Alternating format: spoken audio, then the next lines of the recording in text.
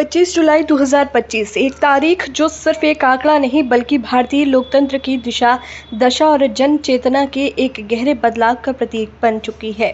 प्रधानमंत्री नरेंद्र मोदी ने आज अपने कार्यकाल के 4078 दिन पूरे कर लिए हैं और इस तरह वो इंदिरा गांधी को पीछे छोड़ते हुए भारत के सबसे लंबे समय तक लगातार पद पर रहने वाले दूसरे प्रधानमंत्री बन गए हैं। ये केवल एक संवैधानिक उपलब्धि नहीं, ये भारत के सामाजिक मनोविज्ञान में हुए उस गहरे परिवर्तन का दर्पण है जिस पर लोगों की राजनीतिक आकांक्षाएं, भय, उम्मीदें और विकल्प एक व्यक्ति के व्यक्तित्व में केंद्रित हो गई हैं। आज़ादी के बाद जन्मे पहले प्रधानमंत्री के तौर पर नरेंद्र मोदी का उदय कोई अचानक हुई घटना नहीं थी। ये उस बेचैनी और असंतोष की परिणति थी जो वर्षों से व्यवस्था, भ्रष्टाचार और नेतृत्वहीनता को लेकर जनता के भीतर पनप रही थी। जब 2014 में मोदी ने अच्छे दिन का सपना दिखाया तो देश ने केवल एक नेता को नहीं बल्कि खुद को उस आईने में देखना शुरू किया जिसमें वो परिवर्तन की भूख लिए बैठा था। लेकिन ये सवाल उठना स्वाभाविक है, क्या ये नेतृत्व अब भी उस सपने का प्रतिबिंब है या फिर ये सत्ता की निरंतरता में एक ऐसा वर्चस्व बन चुका है जो लोकतांत्रिक ढांचे को चुनौती दे रहा है। मोदी की सबसे बड़ी खासियत रही है कि उन्होंने राजनीति को व्यक्ति केंद्रित बना दिया है। जैसे एक आम परिवार में जब कोई बुजुर्ग घर का हर फैसला लेता है तो बाकी सदस्य अपनी इच्छा, अपेक्षाएं धीरे धीरे छोड़ देते हैं।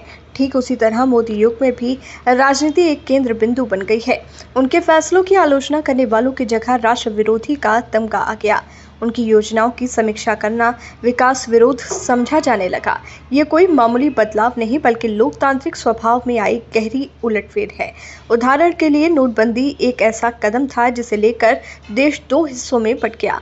एक वर्ग ने इसे राष्ट्रहित में जरूरी दर्द कहा जबकि दूसरा वर्ग इसका आर्थिक प्रभाव आज तक भुगत रहा है।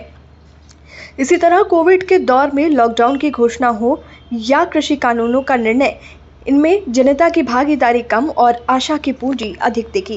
लेकिन सवाल यह है कि क्या नेतृत्व सिर्फ निर्णय लेने का नाम है या सुनने और बदलने की भी क्षमता रखता है। मोदी के लिए यह निर्णय केवल सत्ता में बने रहने का प्रतीक नहीं है, ये उस भारतीय मानस का भी आईना है जिसमें नेता अब सिर्फ योजनाएं लागू करने वाला प्रशासक नहीं बल्कि एक भावनात्मक विश्वास का केंद्र बन चुका है। उनके चुनावी भाषणों से लेकर रेडियो पर मन की बात तक हर शब्द में उन्होंने खुद को एक पिता, गुरु, मार्गदर्शक और एक कर्मयोगी के रूप में गढ़ा है। लेकिन जब लोकतंत्र में नेता भगवान बनने लगे तब सवाल उठता है, आलोचना की जगह कहाँ बसती है। एक और चिंताजनक पहलू ये है कि लगातार सत्ता में बने रहने से राजनीतिक प्रतिस्पर्धा कुंठित होती है। कांग्रेस जैसी पार्टी हाशिए पर चली गई, क्षेत्रीय दल अपने वजूद की लड़ाई लड़ रहे हैं और विपक्ष अक्सर बिखरा और अव्यवस्थित नजर आ रहा है। क्या ये स्थिति लोकतंत्र की सेहत के लिए अच्छी है? बेशक नरेंद्र मोदी ने देश को वैश्विक स्तर पर एक नया आत्मविश्वास दिया। उनका विदेशी दौरा भारत की विदेशी नीति को एक सशक्त कूटनीति में बदलने का प्रयास रहा है। अभी हाल में ब्रिटेन और अब मालदीव की यात्रा उनके वैश्विक दृष्टिकोण का उदाहरण है। लेकिन भीतर झांके तो बेरोजगारी, शिक्षा की गिरती गुणवत्ता, संस्थानों की स्वायत्तता, मीडिया की विश्वसनीयता और सामाजिक ध्रुवीकरण जैसे प्रश्नों की भीड़ इंतजार में खड़ी है। ऐसे में ये उपलब्धि 4078 दिन हमारे सामने एक दर्पण की तरह खड़ी है।